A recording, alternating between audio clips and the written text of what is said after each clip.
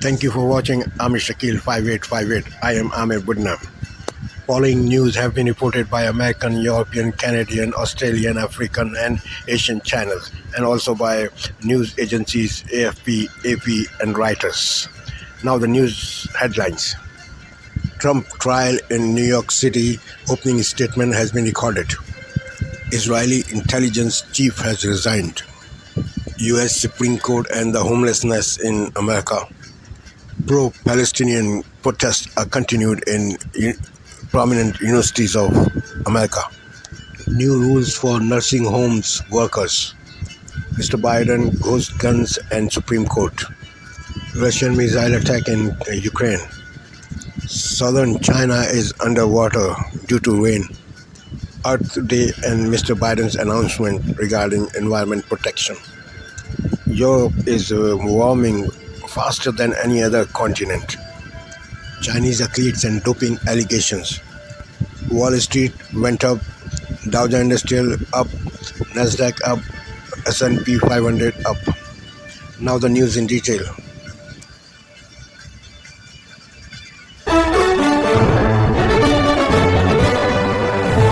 Good evening and thank you for being with us. I'm Maurice Dubois. Nora is on assignment. We'll get to those growing clashes and protests on college campuses in just a moment, but we begin here tonight with the first witness taking the stand in the historic criminal trial of a former president of the United States. Donald Trump, the presumptive Republican presidential nominee, is charged with 34 felony counts of falsifying business records linked to so-called hush money payments to cover up an alleged affair with an adult porn star.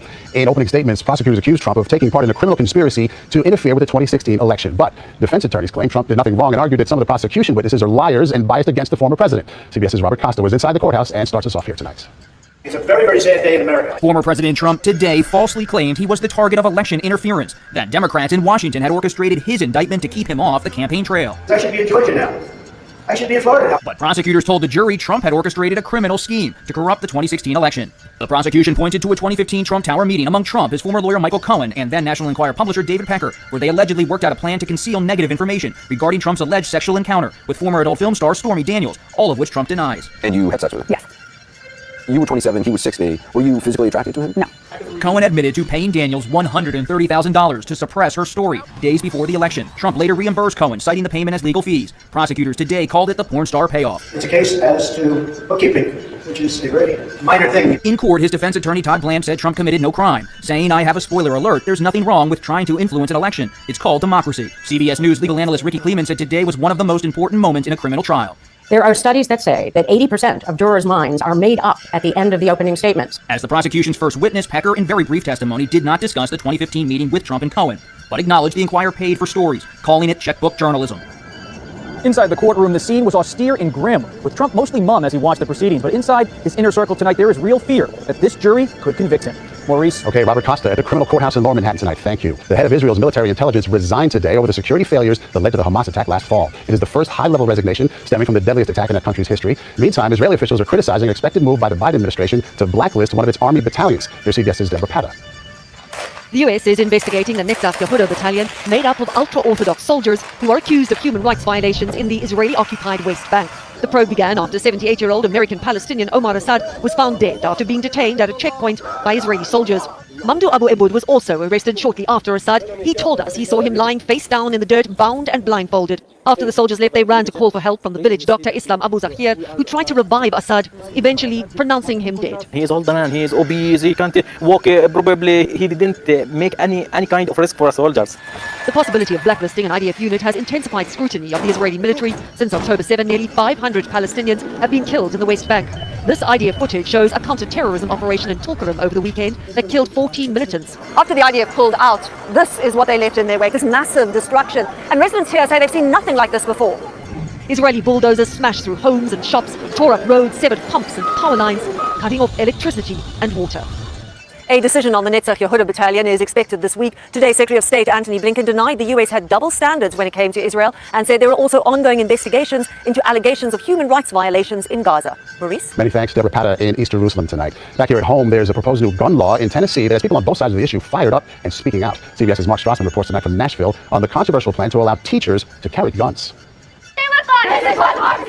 Tennessee high schoolers again skipped school to protest, taking aim at a proposed gun law that they say takes aim at them. It would allow teachers to carry guns in the classroom. The future of our state is at stake. They have the voices, but they don't have the votes. Earlier this month, Tennessee State Senate approved a bill allowing teachers and school staff to carry concealed handguns. To supporters, it's a deterrent. That we are not trying to shoot a student, but protect a student from an active shooter. The debate took a dramatic turn when State Senator London Lamar spoke out while cradling her 8-month-old son. I'm mad because this bill puts my child at risk. 16 states and the District of Columbia have laws that prohibit teachers from carrying guns. But these protests come in a city still reeling from last year's horrific mass shooting at the Covenant School. 3 students and 3 staff members were killed. It ignited calls for the reform of state gun laws. But opponents say not this law. And you feel that students are at risk with this bill? Absolutely. Absolutely. We're putting a job on the teacher that they should never have. But Tennessee's Republican lawmakers are sticking to their There's guns. some counties where they may only have 2 deputies on shift. This bill tries to fix that problem and protect children. If the bill passes the Republican supermajority in the House, Tennessee's governor seems poised to sign it. Maurice? Intensity on both sides there. Mark Strassman in Nashville tonight. Thank you. Now to a major Supreme Court case that could have an impact on some of the more than 650,000 Americans experiencing homelessness. The justices heard arguments today on a set of anti-camping laws in Grants Pass, Oregon, that make it illegal to sleep in public places. The court's liberal justices suggested the city is criminalizing homelessness, while several conservative justices suggested lawmakers should be the ones setting the rules. The decision is expected in June. Tonight is CBS News' investigation into the dark and dangerous side of online dating. This week, we'll take a look at the threat affecting tens of thousands of Americans, largely in secret. CBS's Jim Axelrod meets a daughter whose mother was ensnared in a romance scam that cost her far more than her life savings. Kelly Dow is a daughter searching for answers I have an appointment with Detective Jeff Phillips about what happened to her mother. Laura Cole, a 57-year-old retired healthcare executive who was widowed in 2015 and moved from Chicago to the small town of Galena, Illinois, to start her next chapter. Oh, I love you, honey. She had all these buckets full in her life, but there was this one bucket that was missing of having a relationship. So Laura, like 3 in 10 adults have done, turned to online dating, creating a profile on Match.com. It felt safer to do it that way than to go to a bar and meet somebody. Online dating felt safer. She matched with someone who called himself Frank Borg, and who used these 2 pictures stolen from a Chilean doctor.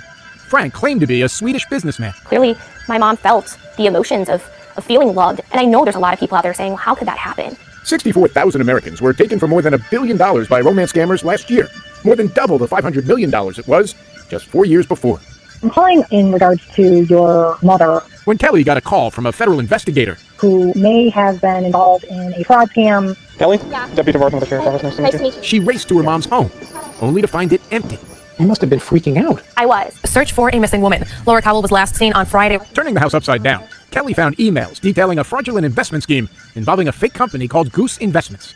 CBS News reviewed hundreds of emails from the scammer, laying out an elaborate scheme. Over the course of nearly 2 years, Frank convinced Laura to send him $1.5 million. But Goose Investments wasn't real. Frank wasn't real. And buried in a file cabinet was this note from Kelly's mom. I've been living a double life. Yes, it involves Frank. I tried to stop this, but I knew I would end up dead. Laura's body was found in the Mississippi River, more than 200 miles away, somewhere Kelly says she'd never been. The medical examiner called it death by drowning, never ruling homicide or suicide. I had a lot of questions for the sheriff's department down in Missouri that was responsible for the recovery of her body. Dissatisfied with the response from law enforcement, Kelly began investigating herself, tracing the possible routes where her mother's car was seen on surveillance tape. This service station here Yep. captured your mom's vehicle. Yep. Getting answers is now Kelly's life's work. It wasn't until I learned that I was going to be a mom myself and have a daughter that I knew that one day she would know the full story of how her grandmother passed away. And ultimately, her grandmother's story can save someone's life. So many questions. As Kelly asks, how could her smart, successful mom be scammed out of her life savings? Tomorrow on CBS Mornings, from what authorities believe was Frank's home base, we'll meet a former romance scammer in West Africa. And tomorrow night on the CBS Evening News, we'll have a sinister twist when the victim actually becomes complicit in the crime. So many questions is right. Looking forward to it, Jen. Thank you. A woman facing possible criminal charges after a horrific crash into a child's birthday party. We'll have the details next. Tonight, officials in Michigan are weighing possible charges against a 66-year-old woman suspected of driving drunk and crashing an SUV into a building where a child's birthday party was being held. An 8-year-old girl and her 5-year-old brother were pronounced dead at the scene on Saturday. A GoFundMe page for the family says their older brother and mother were among the 15 people injured. 3 months before this summer's Olympics, there are accusations of a Chinese doping scandal cover-up. The World Anti-Doping Agency confirming reports that 23 Chinese swimmers had tested positive for a banned heart medication ahead of the 2021 Olympics in Tokyo, where the agency accepted the findings of Chinese officials that the samples had been contaminated. China won 3 gold medals at the 21 Games and will be allowed to participate in Paris this summer. On this Earth Day, we take a look at how sharks play a vital role in the health of the planet. That's next. On this Earth Day, we take a look at the health of our oceans, which is key to life on land. In tonight's Climate Watch, CBS's Ben Tracy takes us to the Bahamas to show us why protecting the predators of the sea is essential to protecting the planet. Here in the Bahamas, reef sharks are one of the most common sharks that we see. Candace Fields took us to Danger Reef in the Bahamas to see this. Waters teeming with reef sharks. As top predators, they're critical to keeping the balance of fish populations in check so coral reef ecosystems can thrive. They're kind of the kings of the coral reef, right? They're keeping the reef in nice harmonious balance. Fields is part of a global shark census called FinPrint. In 2018, it found the 5 main species of reef sharks had declined 63% and were functionally extinct on 20% of the reefs, largely due to overfishing. But they're thriving here inside what is called a Marine Protected Area, or MPA. You can't come in here and fish for anything. You can't take a thing. Absolutely. It's complete protection. All right, let's check the camera. We watched as Fields deployed an underwater camera to help count the sharks. Her data is part of a new study to see if MPAs help threatened marine life recover. There are more than 18,000 MPAs covering about 8% of the world's oceans, part of a United Nations effort to protect 30% of the oceans by 2030. So we're on our way to look for people fishing. Yes, sir. But enforcement is key. We rode along with the Royal Bahamas Defense Force on patrol. Stop the vessel.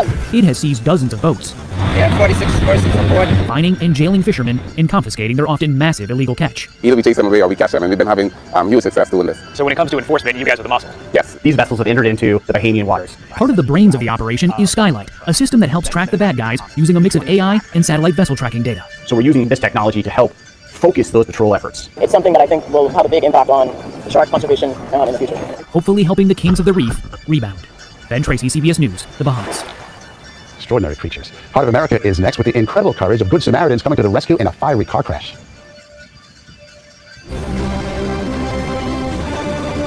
Finally here, tonight's Heart of America with an extraordinary group of Good Samaritans. Take a look at this harrowing scene on Interstate 94 in St. Paul, Minnesota last week. An SUV engulfed in flames after slamming into a light pole and guardrail. Within seconds, complete strangers rushed toward the burning vehicle where they attempted to pry open the doors while dodging the heat. Eventually, someone broke a window and pulled the 71-year-old driver to safety. One of those heroes, Kadir Tola, explains why he did not hesitate to help. That could be me one day, you know? What would happen if I was in that situation and that my life is on the hands of strangers that I don't even know? Miraculously, no injuries were reported. All thanks to Kadir Tola and all those Good Samaritans. Tonight's Heart of America. Outstanding job. And that is tonight's CBS Evening News. For Nora O'Donnell, I'm Maurice Dubois. Have a good night. We'll see you back here tomorrow.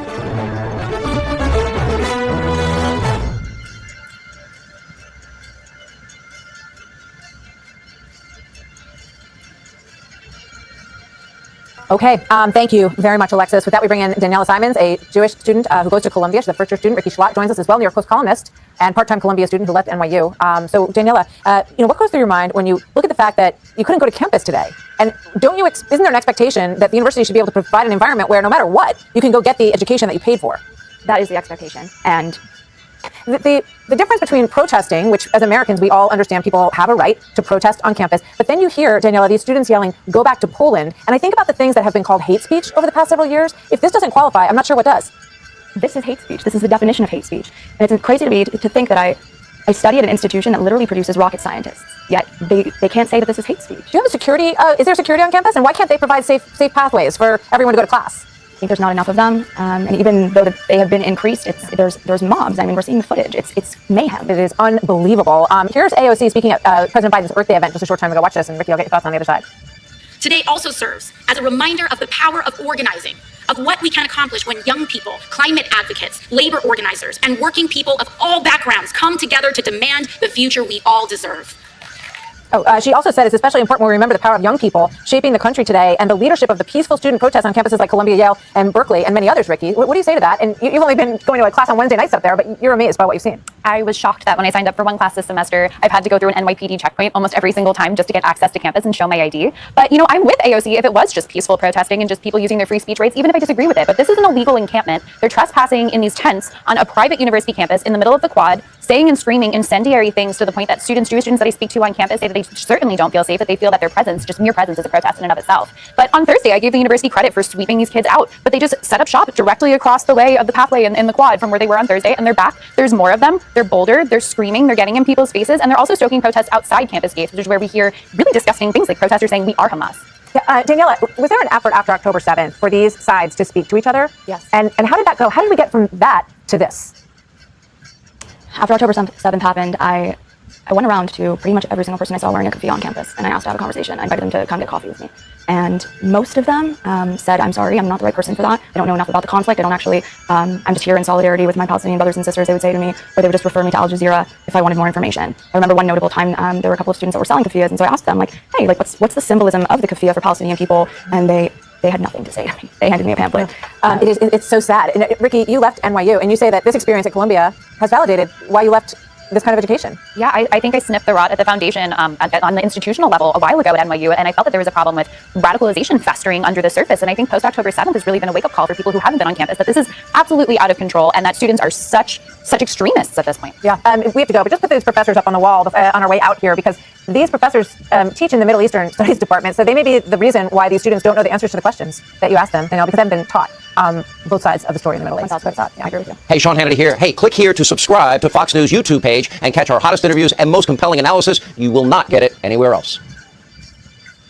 Has approved a $95 billion foreign aid package for Ukraine, Israel, and Taiwan. The House also approved a bill that could...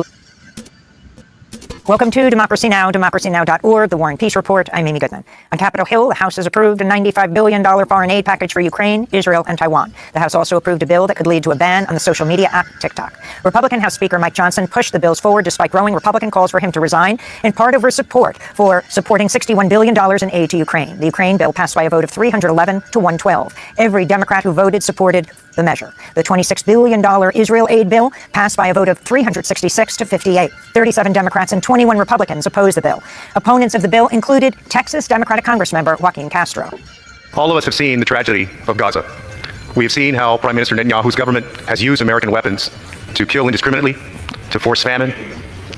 Over 25,000 women and children dead. Tens of thousands of missiles and bombs levied on innocent civilians. We cannot escape what we see before us every day. Are we going to participate in that carnage or not? I choose not to. In Gaza, Palestinian civil defense workers have found at least 210 bodies buried in a mass grave in the courtyard of the Nasser Medical Complex in the southern Gaza city of Khan Yunis. The discovery comes 2 weeks after Israeli forces withdrew from the hospital. Al Jazeera reports many of the bodies found included children, young men, and older women. Some reportedly had their hands tied behind their backs. Palestinians have been searching the hospital grounds for bodies of loved ones killed during the Israeli siege. It is a difficult scene. Beyond what you can imagine. It is a difficult scene for someone to bring back the body of a dear human being. The official death toll in Gaza has topped 34,000, including more than 14,000 children. Over the weekend, Israeli strikes on Rafah killed at least 22 people, including 18 children. One of the strikes killed a Palestinian man, his wife, who was 30 weeks pregnant, and their 4-year-old daughter. Doctors at a nearby hospital performed an emergency cesarean section on the dead mother and delivered her child. Dr. Mohammed Salama is the head of the neonatal intensive care unit at Al Emirati Hospital in Rafah. The baby girl came out in a tragic situation. She came out and found herself an orphan directly. Came into life without care. As soon as she came, she had a moderate to severe respiratory distress. The name that came out was Baby of a Martyr. And this in itself, a hard word, a tragic word. Even as we write this label, our hands tremble. The thing is hard. In the occupied West Bank, Palestinians staged a general strike Sunday after Israeli forces killed at least 14 Palestinians during a 50-hour siege on the Nur Shams refugee camp in the city of Tulkarm. Residents of Nur Shams said the Israeli raid left the camp uninhabitable. Seeing it is not like hearing about it. You can see with your eyes what happened. Destruction. Gaza number 2. What happened is that they left no trees, nor people, nor stones. It is unbearable, uninhabitable by humans. What happened is destruction. Destruction. They turned the camp into something uninhabitable. It is terrible. In a separate incident, the Palestinian Red Crescent Society reports Israeli settlers shot dead a Palestinian ambulance driver south of Nablus as he was trying to reach Palestinians injured during a raid by Israeli settlers. Mohammed Awad Al-Musa was a 50-year-old volunteer paramedic with the Palestine Red Crescent. This comes as the Biden administration is reportedly preparing to issue sanctions on Netzah Yehuda Battalion, an ultra-Orthodox Israeli military unit accused of committing human rights abuses against Palestinians in the occupied West Bank.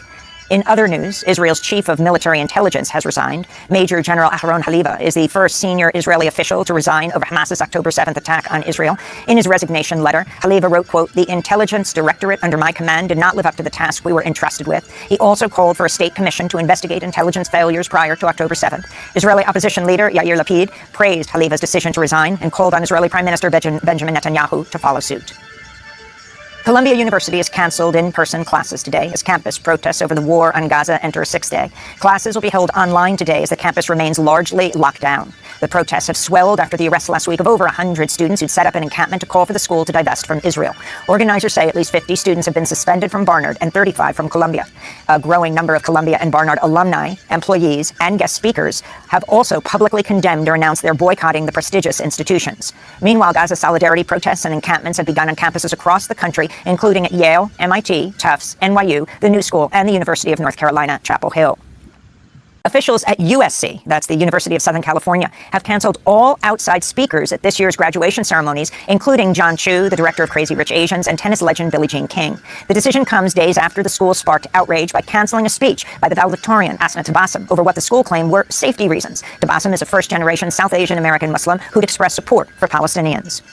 President Biden has signed legislation to reauthorize Section 702 of the Foreign Intelligence Surveillance Act, despite warnings from privacy experts that the bill could greatly expand the ability for the government to conduct warrantless domestic surveillance. The Senate approved the FISA bill Friday in a 60-34 vote. Critics include Democratic Senator Ron Wyden of Oregon, who described the bill as, quote, one of the most dramatic and terrifying expansions of government surveillance authority in history. If you have access to any communications, the government can force you to help it spy. That means anybody with access to a server, a wire, a cable box, a Wi-Fi router, a phone, or a computer. If this provision is enacted, the government can deputize any of these people against their will and force them, in effect, to become what amounts to an agent for Big Brother. Opening arguments begin today in Donald Trump's criminal trial. He's the first former president to ever be criminally charged. Trump faces 34 felony counts of falsifying business records to hide $130,000 paid to adult film star Stormy Daniels to impact the 2016 election. 12 jurors and 6 alternates have been sworn in. On Friday, a man set himself on fire in a park outside the Manhattan criminal courthouse where Trump is being tried. 37-year-old Max Azzarello died hours later. Friends of the man said he'd become consumed with conspiracy theories in recent years. In Ecuador, voters overwhelmingly supported a referendum approving President Daniel Noboa's security plan for tackling gang-related crime. The new measures include expanding military and police authority, tightening gun control, lengthening prison sentences for certain offenses, and imposing stricter penalties for crimes considered to be acts of terrorism. The Sunday vote came as a prison warden in the western state of Manabí was shot dead. 2 days earlier, the mayor of the mining town of Portobelo was killed, the third Ecuadorian mayor to be assassinated in less than a month. President Noboa declared an internal armed conflict in January. Some rights groups warn Noboa's crackdown will lead to more abuses by officials. The spiraling security crisis and severe drought conditions have forced tens of thousands of Ecuadorians to flee towards the U.S.-Mexico border. The U.S. military has announced it will withdraw troops from Niger and close down a major drone base that it built 6 years ago. On Sunday, hundreds of protesters in Niger marched in Agadez to demand the immediate withdrawal of U.S. troops. This comes as Russia strengthens ties with the U.S.-trained military junta in Niger, which seized power last year in a coup. In labor news, Volkswagen employees at a Chattanooga, Tennessee factory have overwhelmingly voted to join the United Auto Workers Union. The plant will become the first foreign-owned factory in the South to unionize. The decisive victory comes in the wake of the historic strike and contract gains with the U.S. auto industry's big three companies last year. The UAW is pledged to unionize auto workers across the United States. On Sunday, UAW President Shawn Fain spoke at a conference organized by Labor News. 4,000 workers in Chattanooga, Tennessee did what many people said was impossible. You know, we did what the pundits said couldn't be done. Every time I was interviewed by people when we talked about organizing the South, they would always do an eye roll and say, do you really think you can win in the South? And you know what? Those workers stood up for themselves. That's how we won, and they voted for a union.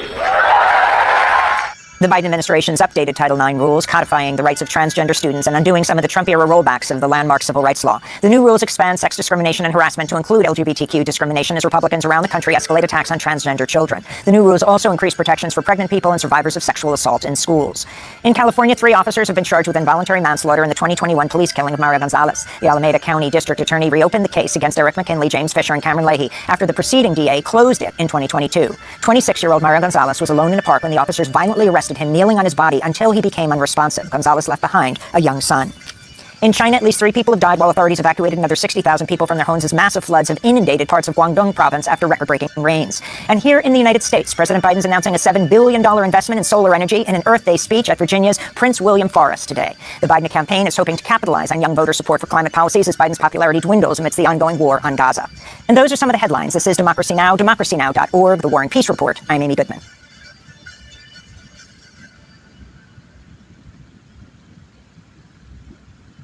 Tonight, breaking news, the criminal trial of Donald Trump. The first witness takes the stand in what now happens first thing tomorrow morning. Tonight, the prosecution's first witness facing the jury, David Pecker, the former publisher of the National Enquirer, who prosecutors say was part of a scheme called Catch and Kill, buying unflattering stories about Trump and making sure they were never published before the election. Eric Kaczynski outside the courthouse. The near disaster at JFK Airport, authorities say air traffic control clearing 4 planes to cross in front of a passenger jet as it was about to take off. The pilot aborting takeoff. You'll hear calls to the tower. Tonight in New York City, Columbia University increasing security. Pro-Palestinian demonstrators rallying against the Israel-Hamas war. The school switching to remote classes. And tonight, protests spreading to campuses across the U.S. In Los Angeles, the break-in at the home of the mayor, Karen Bass. Authorities say the mayor was home when the intruder broke in and got to the 2nd floor. They say the mayor was hiding in a safe room. Tonight, Ukraine's President Zelensky thanking the U.S. and thanking House Speaker Mike Johnson after the House passed, Democrats and Republicans, a massive aid package for Ukraine, angering some Republicans. Tonight, the Marine killed during a training exercise. The sergeant was killed just weeks after being promoted. The Carnival cruise ship rescuing more than 24 people stranded at sea. On this Earth Day, Ginger Z travels to Navajo Nation tonight, where 60,000 people live without power. Tonight, the effort to bring clean solar energy energy there, and we're there as one woman turns on the lights for the first time. And the major news tonight involving Cher, after being passed over for so many years, it's about time. From ABC News World Headquarters in New York, this is World News Tonight with David Muir. Good evening, it's great to start another week with all of you at home. We do begin tonight with the first witness taking the stand in Donald Trump's historic criminal trial here in New York. The former president facing 34 counts of falsifying business records for allegedly covering up a hush money payment to adult film star Stormy Daniels to keep it all from voters just before the 2016 election. The former president says none of it is true and he has pleaded not guilty to all charges. Trump walking into court today. Prosecutors outlining their case, accusing Trump of election fraud, pure and simple, they said today. Trump's lawyers saying, quote, there is nothing wrong with trying to influence an election. It's called democracy, and that none of this was a crime. Then prosecutors calling the first witness, David Pecker, to the stand, the former publisher of the National Enquirer, who prosecutors say was part of a scheme called Catch and Kill, buying unflattering stories about Trump and never publishing them. ABC senior investigative correspondent Aaron Katursky leading us off at the courthouse again tonight.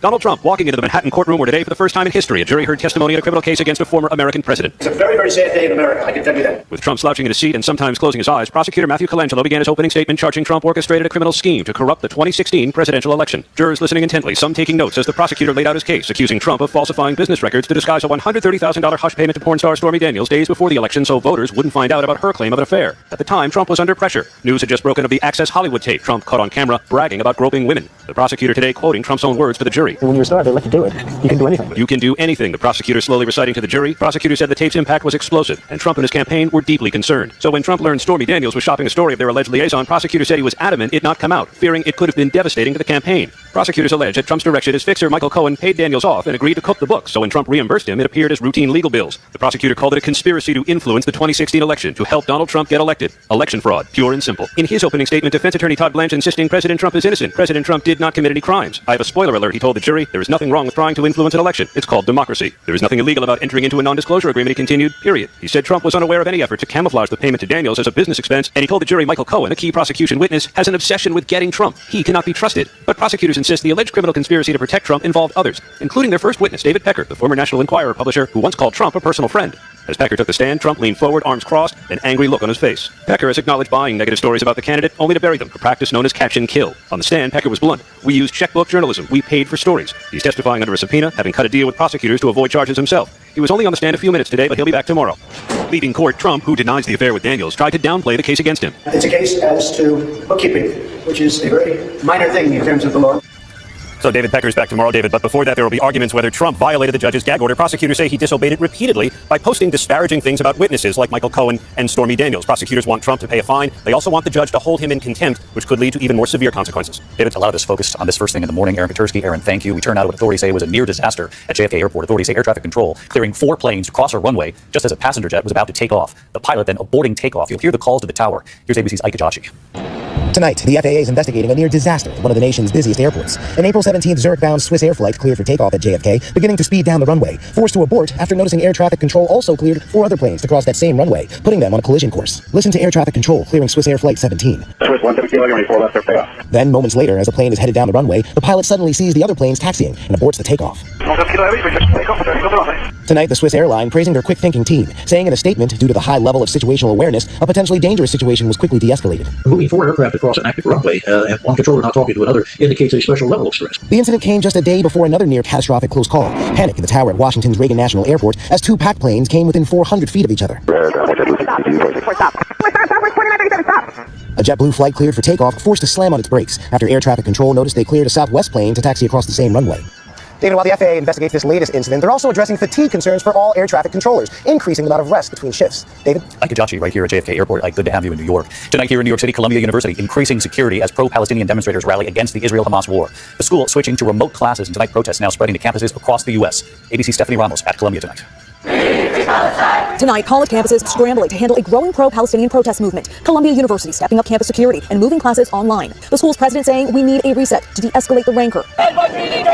But today, fresh arrests and tensions boiling over on the first night of Passover. This Israeli assistant professor confronting university officials over being denied access to the main lawn as school officials tried to separate protesters. I am a professor here. I have every right to be everywhere on campus. You cannot let people that support Hamas on campus and me, a professor, not go on campus. Let me in now. It comes after a campus rabbi urged students to stay home, saying the school and the NYPD cannot guarantee Jewish students' safety. New York Mayor Eric Adams saying he is horrified and disgusted with anti-Semitism spewed at and around Columbia's campus, pointing to videos circulating online, such as this one showing a woman in front of pro-Israel protesters with a sign reading Al-Qasam's next targets, a reference to Hamas's military wing. Made me sick hearing the things they were saying and doing.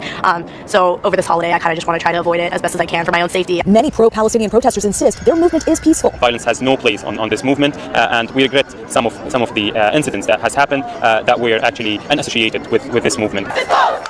The protests, calling for colleges to divest from companies with ties to Israel, now spreading to other campuses. Today, at least 45 people arrested at Yale University. At NYU, a standoff with police after protesters were told to vacate a campus plaza. Back here at Columbia University, students are still waiting to hear when they can return to in-person classes. New York Governor Kathy Hochul, who visited the campus today, calling on people to find their humanity and have conversations so they can understand different points of view. David. Stephanie Runnels reporting from Columbia for us again tonight. Stephanie, thank you. This evening, we're learning more about a scare for Los Angeles Mayor Karen Bass. Police arresting a suspect for allegedly breaking into her home while she was there. The LA Times tonight reporting the intruder made it to the second floor. The mayor was in a safe room. Here's ABC's Trevor Ault.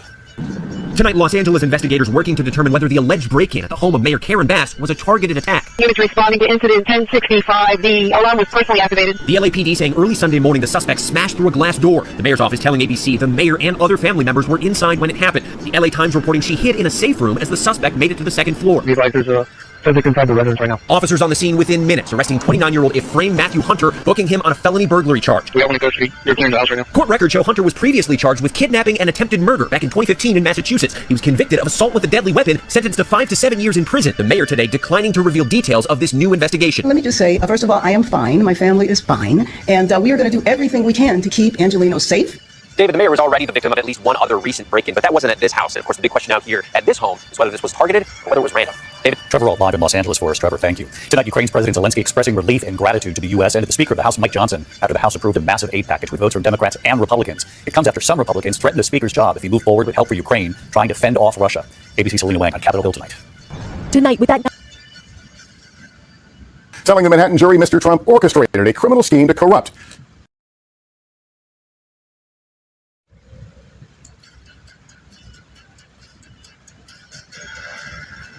at this home is whether this was targeted or whether it was random. David? Trevor Ault live in Los Angeles for us. Trevor, thank you. Tonight, Ukraine's President Zelensky expressing relief and gratitude to the U.S. and to the Speaker of the House, Mike Johnson, after the House approved a massive aid package with votes from Democrats and Republicans. It comes after some Republicans threatened the Speaker's job if he moved forward with help for Ukraine, trying to fend off Russia.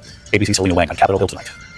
Tonight, with that $95 billion aid package finally making its way through Congress, a new lifeline for Ukraine in its war against Russia. President Zelensky saying in his evening address, I am grateful to Mr. President, his team, everyone in the United States Congress, personally to Speaker Johnson, and all who support the active defense of freedom. Zelensky speaking to President Biden by phone today, Biden vowing to sign the bill into law as soon as it reaches his desk. But tonight, Russia's foreign minister warning, the Westerners are teetering dangerously on the brink of a direct military clash between nuclear powers. The bill is passed. It comes just days after Speaker Mike Johnson put his job on the line to pass that aid package in the House. Nearly $61 billion for Ukraine, $26 billion for Israel, and $8 billion for Taiwan. Plus legislation that would ban TikTok if its Chinese parent company doesn't sell the app. You do the right thing and you let the chips fall where they may. It's a dramatic 180 for Johnson, a devout Christian who was staunchly against aid to Ukraine. But after classified briefings and lots of praying, Johnson making a complete turnaround, arguing that Ukraine is critical to U.S. national security. But hardline Republicans fuming, with at least 3 still threatening to oust him. He's disappointed us. He can't be Speaker.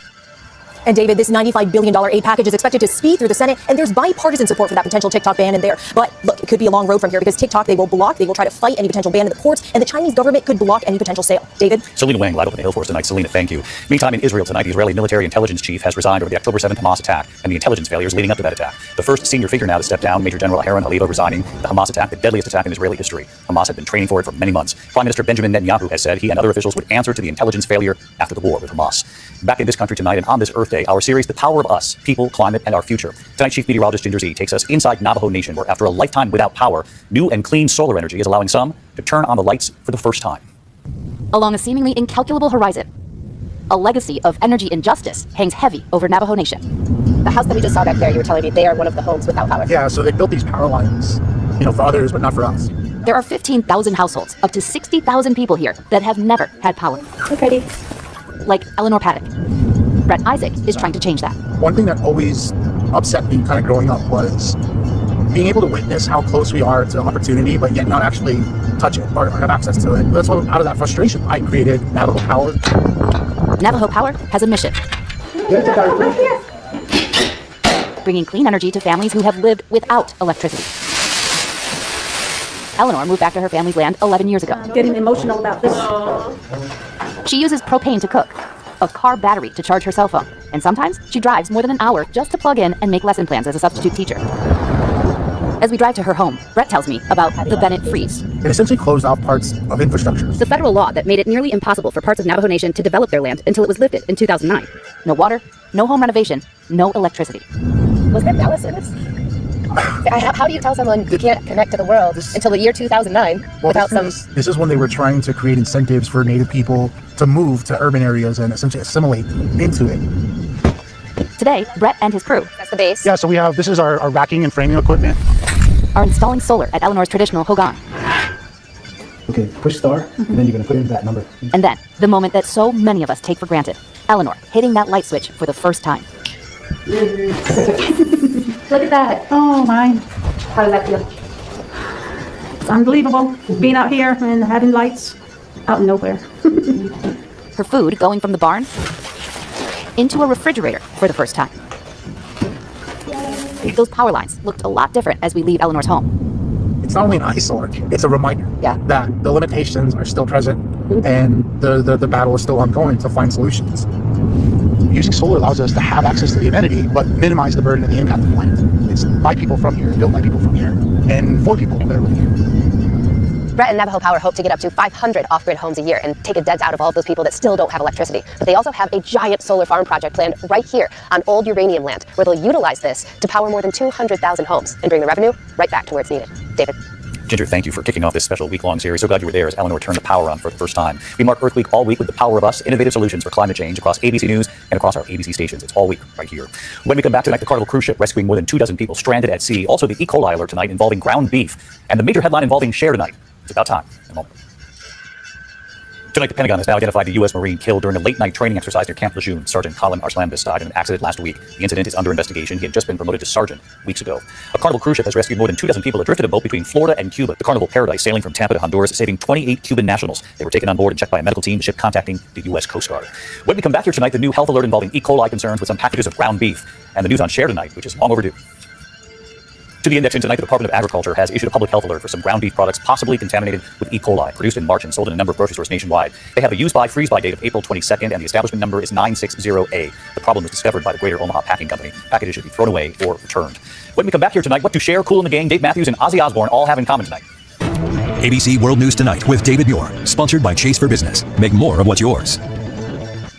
Finally tonight here, the new inductees to the Rock and Roll Hall of Fame, the class of 2024 spanning generations. Cher will finally take her place in the hall after years of being overlooked. She recently said, quote, "I wouldn't be in it now if they gave me $1 million. She's in tonight.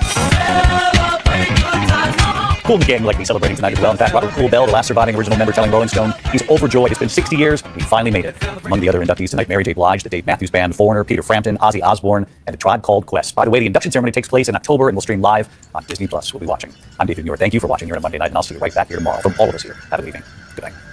Thank you for making World News Tonight with David Muir, America's most watched newscast.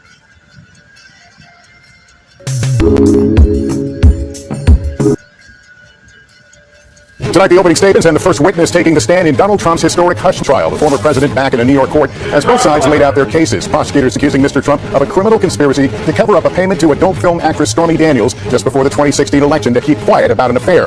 The defense calling it merely a legal expense, saying it's not illegal to try to influence an election. And the first witness, the former publisher of the National Enquirer, the key role prosecutors said he plays in the case. Also tonight, clashes on college campuses. Nearly 50 pro-Palestinian protesters arrested at Yale as another Ivy League university, Columbia, moves classes online, citing safety concerns after a campus rabbi warned Jewish students to go home. The Senate poised to pass a bill that could ban TikTok nationwide, what it means for TikTok's 170 million users in the U.S. That TikTok bill, part of a $95 billion foreign aid package passed in the House after the Speaker Mike Johnson put himself on the line. Will Democrats help him keep his job? NBC News reports the surge at the southern border of migrants from China. And the legendary Barry Manilow, we're backstage at Radio City for his record-breaking night. This is NBC Nightly News with Lester Holt. Good evening and welcome. The prosecution in Donald Trump's hush money trial drew the sharp outlines of its case against the former president today, telling the Manhattan jury Mr. Trump orchestrated a criminal scheme to corrupt. During a 40-minute opening statement, a prosecutor told the panel hush money payments to porn star Stormy Daniels to assure her silence over an alleged affair and were illegally disguised as legal expenses were part of a planned, long-running conspiracy to influence the 2016 election. In his opening statement, a lawyer for Mr. Trump firing back, saying there was nothing wrong with trying to influence an election. The prosecution putting on the stand as its first witness the former publisher of the National Enquirer, who the state says was central to an effort to quash negative stories about Mr. Trump during the 2016 presidential race. Donald Trump denies having had an affair with Ms. Daniels and has pleaded not guilty to the criminal charges. Laura Jarrett was in the courthouse and has the latest. Tonight, prosecutors painting a stark portrait of former President Trump in their opening statements during his hush money trial, a case Mr. Trump has argued is designed to derail his campaign. This is done as election interference. Everybody knows it. But today, prosecutors said it is Mr. Trump who is guilty of election interference by paying off an adult film star to silence her before the 2016 election, telling the jury this case is about a criminal conspiracy to bury a story that could have cost him the presidency, and then lying in his business records over and over again to cover it all up. The alleged scheme stretches back to 2015, a meeting at Trump Tower between Mr. Trump, his former fixer and attorney Michael Cohen, and David Pecker, the longtime publisher of the National Enquirer. This is where prosecutors say the trio hatched a plot for the tabloid to buy and bury any damning stories about Mr. Trump, a tactic known as catch and kill. Prosecutors say it was the release of the Access Hollywood tape that turned the campaign upside down in October of 2016. Lead prosecutor Matthew Coangelo reading Mr. Trump's most incendiary remarks from that video for the jury today, arguing the former president was so desperate to contain the damage with female voters, he directed Cohen to pay off Stormy Daniels so she couldn't go public about an alleged sexual encounter, which Mr. Trump denies. But it is not the hush money itself that he's charged with in this trial. It's how then-President Trump documented his monthly reimbursement payments to Cohen on internal company records as legal expenses. Prosecutors telling the jury of 7 men and 5 women today it was election fraud, pure and simple. But Mr. Trump is not facing conspiracy or campaign finance violations, something the defense sought to highlight today. In opening statements, Mr. Trump's attorney describing him as a husband and a father, a person just like you and me, and is innocent, saying the payments to Cohen were for legal expenses, arguing there is nothing wrong with trying to influence an election. It's called democracy, not a crime. The alleged crime he is facing, a low-level felony, carrying up to 4 years in prison if convicted, but the judge could sentence him to probation. Mr. Trump today noting the previous DA and federal prosecutors looked at this case and did not charge him. He got indicted for that. People in the court just said to me, I can't believe it. This is the case. So we did nothing wrong. Mr. Trump's attorney casting Cohen as the prosecution's only real witness, out for revenge, saying he's, quote, obsessed with Mr. Trump and wants to see him in an orange jumpsuit because Cohen's entire financial livelihood depends on Trump's destruction. Cohen has pleaded guilty to campaign finance violations and lying under oath, but prosecutors preemptively defending him today, saying he made mistakes in the past to protect his boss.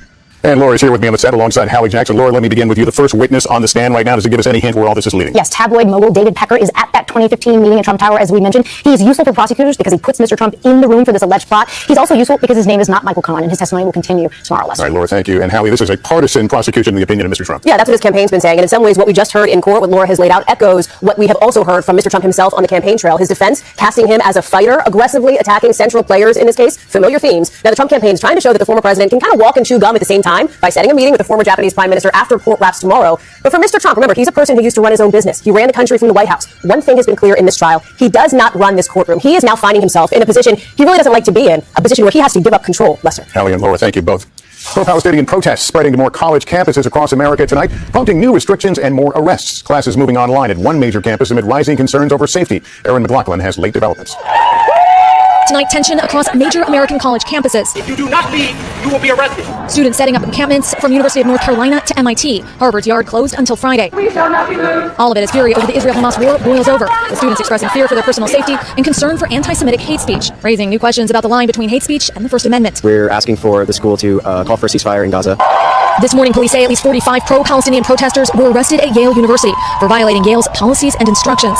Police say they were later released. In a statement, the university adding that Yale does not tolerate behavior that threatened, harassed, or intimidated others. Meanwhile, at Columbia, today's classes were online only, with the university's president calling for a reset to de-escalate the rancor, while also adding more than 100 safety personnel to campus after more than 100 protesters were arrested last week. But with videos like this emerging online, and another showing a young woman holding a sign pointing in the direction of Jewish students saying Al-Qassam's next targets, Hamas's military wing, students Andrew Stein and Alicia Baker say they don't feel safe. It was the most terrified I've probably been in my entire life. On Saturday night, Stein says he was on campus for a pro-Israel counter-protest when this happened. You see him in the white sweatshirt filming as a group of pro-Palestinian protesters yell expletives against Israel. They started saying in Arabic, Hamas, our beloved, please bomb Tel Aviv. And then they started saying, we're coming for you. No Zionists on this campus, like get off campus. Stein alleges the situation escalated. Me and my friend had water poured and physically poured in our face. My friend was actually abused in the middle of campus. On campus Monday, faculty from Barnard and Columbia came out in support of the pro-Palestinian students who were arrested and suspended last week. We're calling for divestment, we're calling for a ceasefire. Students inside the encampment told NBC News they were unaware of any physical or verbal threats towards students on Saturday night. Anyone who makes any threat to any Jewish student, we oppose you, we do not associate with you. Meanwhile, at Rutgers University, police announcing a man has been charged with a federal hate crime for breaking into the university's Center for Islamic Life and destroying property earlier this month. Tonight on college campuses across the country, students saying they don't feel safe. And Aaron, tonight the White House is weighing in on all this. That's right, Lester. Tonight, President Biden saying he condemns both anti-Semitic protests and those who, quote, don't understand what's going on with the Palestinians. Lester? All right, Aaron, thank you. In Washington, the future of TikTok is very much up in the air tonight after a bill passed by the House could result in an eventual ban of the platform. Savannah Sellers reports on what could happen next. Tonight, TikTok, the closest it's been to a national ban, becoming a reality. The Senate expected to vote as soon as tomorrow on the bill the House passed over the weekend. The bill is passed without objection. It appears likely to pass in the Senate too, and President Biden has said he will sign the bill, which would require TikTok's Chinese parent company ByteDance to sell its stake in the platform within a year or face a national ban. An earlier bill would have required a sale within 6 months. TikTok is really built as a massive data collection machine. Congress looking to address national security concerns, with worries China could access the sensitive data of the app's 170 million American users. According to the app's privacy policy, they automatically collect geolocation-related data and browsing history. The problem is that when ByteDance decides to create a wall to block U.S. data from leaving the United States, it's like asking the wolf to build a safer henhouse. TikTok has denied sharing data with the Chinese government. In a statement, TikTok said the bill would trample the free speech rights of 170 million Americans and devastate 7 million small businesses, vowing in an internal memo obtained by NBC News to fight the legislation in court if passed, encouraging employees to stay composed and its users to fight hard against a possible ban. Deborah Mayer relies on TikTok for her business selling handbags. She says it's added upwards of 6 figures in sales. The numbers just keep growing month over month. What percentage of your sales would you lose if TikTok were to be banned in the U.S.? Overnight, probably about 60%. One of millions of users who will be watching this week's vote very carefully. Savannah Sellers, NBC News. And at the same time, congressional leaders are working to get billions of dollars in American aid to Ukraine, Israel, and Taiwan as quickly as possible. Ryan Nobles is tracking this for us. Ryan, what can we expect? Lesser, the Senate could vote on this package as soon as tomorrow. It is expected to pass. It is a $95 billion total package, more than $26 billion in funding for Israel. That includes more than $9 billion in humanitarian aid for Gaza. And it comes at a time when Israel is facing increased pressure for its prosecution of the war with Hamas. Now, the package also allocates more than $60 billion for Ukraine, this despite protests from House conservatives who felt that money should be spent here at home. They are now threatening to remove Speaker Mike Johnson from his job. If they try, House Democrats have said that they will consider helping Johnson remain in the speakership. Lesser? All right, Ryan Nobles, thank you. And we'll talk more about the potential risks of international and domestic security threats, TikTok, and much more when I sit down one-on-one with the FBI Director Christopher Wray tomorrow on Nightly News. We'll turn now to Minnesota and a house explosion that rocked a neighborhood just outside Minneapolis. First responders rescuing a woman trapped under the rubble, though her condition this hour is unclear. Fire officials say the debris is consistent with a natural gas explosion. In 60 seconds, the surprising vote to unionize by workers at a major car assembly plant. Is it a sea change moment for how cars are made across America? Right after this. You've got the best deals on delicious food. Order now. The United Auto Workers are claiming a major victory after workers at a Volkswagen assembly plant in Chattanooga voted to unionize. Priya Sridhar reports from Tennessee on whether it's a sign of things to come. Tonight, the United Auto Workers Union has its eyes on the South after a major victory at a Volkswagen assembly plant in Chattanooga, where workers voted to unionize. On Friday, the UAW won in a stunning 73% vote after losing elections here in 2014 and 2019. It's the union's first win in a Southern assembly plant owned by a foreign automaker. We hugged each other, we cried, I got on my knees. I thank the Lord. In 3 weeks, UAW is taking their fight to Alabama, where workers at 2 Mercedes-Benz plants in Tuscaloosa will vote to unionize. When we started this campaign, we kind of that little bit of a pride. We wanted to be the first. We're now a shining example to these other plants. Experts say this win could be a watershed moment in the labor movement, which has already picked up momentum in the last year in industries like healthcare and Hollywood. UAW won major contracts in Michigan last year with the country's big 3 automakers. President Biden, who stood alongside auto workers in Michigan during their strike, congratulated the workers in Tennessee and criticized 6 Republican governors, including Tennessee Governor Bill Lee, who tried to convince workers not to unionize. I think it was a mistake, but that's their choice. In a statement, Volkswagen thanked its workers for participating in the election and said they're waiting for the results to be certified. That could come in a matter of days as UAW rallies across the South. Priya Sridhar, NBC News, Chattanooga, Tennessee. And coming up for us as we continue tonight, why Chinese migrants are increasingly crossing the southern border. We'll ask DHS Secretary Alejandro Mayorkas how the Biden administration is responding. Next. We're back now with a crisis at the border. We have reported on the record number of migrants from across the world illegally crossing into the U.S. And now there is a spike in migrants coming across the border from a place that may surprise you. Here's David Noriega. Tonight, among the unprecedented number of migrants illegally crossing into the U.S. from Mexico, a dramatic surge in people from China. We're on the border east of San Diego. This is a group that crossed a few minutes ago. Border Patrol just directed them to the open-air detention site. They tell us they're fleeing poverty and political repression, including the aftermath of COVID. Why did you leave China? Freedom. Was there something specific that happened? Yes. COVID-19. My work is gone. What did you used to do? Engineer. Electronic engineer. 3 years ago, 689 Chinese migrants crossed the southern border. Last year, that number soared to over 37,000, part of an explosion of migrants coming here from all over the globe. Currently, most migrants are released into the U.S. to wait often years for asylum hearings. Critics say that encourages migrants to come, and President Biden should change course through executive action. The system has been broken for decades. Why not take executive action right now? Why not do more right now to address this? What executive action are you suggesting that we take that we haven't taken that would survive court scrutiny? Homeland Security Secretary Alejandro Mayorkas is telling us he's working with China, which currently refuses to take back Chinese migrants who are deported from the U.S. Well, that may be changing. We have been working with the People's Republic of China to actually receive individuals whom we have determined are not eligible to remain in the United States. Do you expect that to change soon? We are hopeful that it will. Back on the border, we meet this father and son who say their journey was facilitated by a Chinese smuggler they call a snakehead. The snakehead would contact him through WeChat and give him directions on where to go and where to stay. How did you pay this person? Everything was done online. We obtained exclusive private messages from one snakehead who claims to have brought more than 100 people to the US this year. On social media, he posts these proof-of-life videos of Chinese clients traveling toward the border with help from Mexican smugglers. They serve as ads for his concierge service. Ticket price, $10,000 a head. Once they set foot on American soil, the smugglers' work is done, with many more customers ready to go. David Noriega, NBC News, Acumba, California. And after a short break, we're behind the scenes with music legend Barry Manilow on his record-setting night.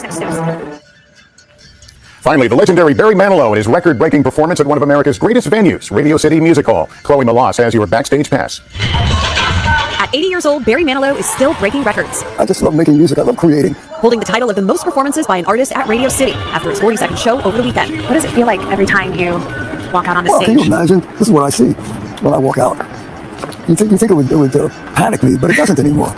It's exciting. I never even thought I would have any kind of career in music because where I come from, nobody ever wound up in music or theater or anything like that. But the music was coming out of my ears.